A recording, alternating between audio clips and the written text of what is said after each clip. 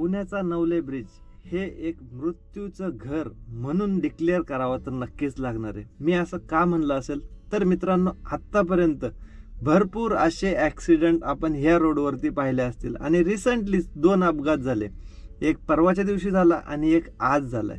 प्रशासन म्हणतंय की आम्ही तिथं स्पीड लिमिट 60 वरतून 30 वरती केलंय, दंड 1000 रुपयावरतून 5000 रुपये केलाय, पण सोल्युशन काय? सोल्युशनच नाही। तुम्ही आता ही जी क्लिप बघताय मित्रांनो, हे भयंकर आहे आणि पुण्यामध्ये कुठं भीती वाटेल अशी जागा एकमेव म्हणजे नवले ब्रिजने प्रवास करायचा। जेव्हा आपण बोगदा क्रॉस करतो आणि खाली नवले ब्रिज पर्यंत सुखरूप येत नाही ना, तोपर्यंत प्रत्येक ड्रायव्हरला तिथं भीती वाटते, कारण तो रोड एवढा घातक आहे, विचित्र आहे, कारण भरपूर असे रंबलर टाकलेले आणि त्या रंबलर वरती मित्रांनो ना टू व्हीलर वाला थांबत, ना कार वाला थांबत, ना ट्रक वाला थांबत, त्यांना त्या रंबलरचा काहीही इफेक्ट पडत नाही। तुम्ही स्पीड लिमिट साठी तिथे भरपूर असे कॅमेरे बसवलेत, त्याचाही उपयोग होत नाही।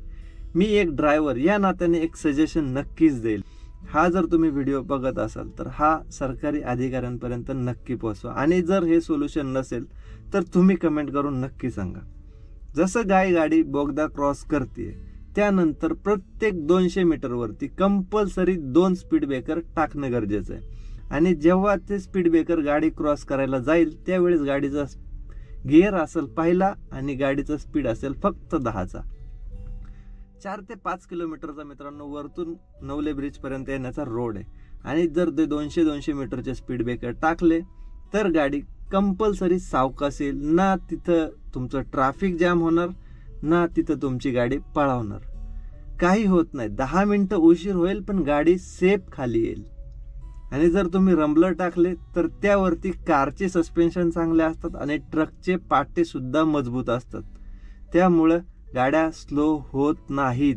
तुम्ही किती स्पीड लिमिट कमी केलं तरी गाडी सावकाश जाणार नाही आणि तुम्ही फाईन जरी लावले तरी गाडी सावकाश जाणार नाही। याला शेवटचा एकमेव पर्याय आहे, प्रत्येकी 100 मीटर किंवा 200 मीटरला 2 स्पीड ब्रेकर टाकायचे आणि त्या स्पीड ब्रेकर वरतून गाडी सावकाश पहिल्या गिअर मध्येच क्रॉस झाली पाहिजे असेच टाकायचे, तरच ते सोल्युशन आहे, नाही तर नाही। मित्रांनो, हे जर तुम्हाला योग्य वाटत असेल तर जास्तीत जास्त शेअर करा, कारण हे एकमेव सोल्युशन आहे। नाहीतर पुण्याचा रिंग रोड लवकरात लवकर बनवा, हे दुसरं सोल्युशन आहे।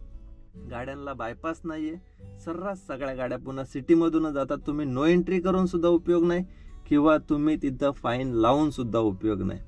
पर्याय तुमच्याकडे एकच आहे, हे एक ड्रायव्हर म्हणून माझं सांगणं आहे।